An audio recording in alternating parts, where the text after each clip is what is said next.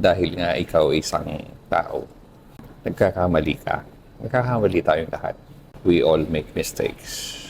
It's part of being human. Kung minsan, masakit lang isipin na pag nagkamali ang isang tao, nahuhusgahan ka agad siya. Pag nagkamali yung isang tao, huwag nating kalimutan o huwag nating burahin yung mga magagandang nagawa niya. Huwag natin siyang i-judge. Dapat muli natin siyang bigyan ng pagkakataon. One wrong move doesn't define a person. Kaysa mag-focus tayo sa pagkakamali nila o sabihin natin, pagkakamali ko, alalahanin natin yung mga pagkakataong nandyan sila para sa atin. Sinuportahan nila tayo at meron silang ginawang nagmarka sa buhay natin. Let's give them another chance. Baka kasi pagdating ng araw, ikaw rin yung mga ilangan nun. Intindihin mo kaysa husgahan mo siya. Choose love over resentment.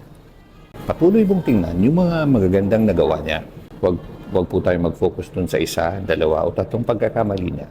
Magpatawad, magbigay ng tsansa sapagkat tayo'y tao lamang.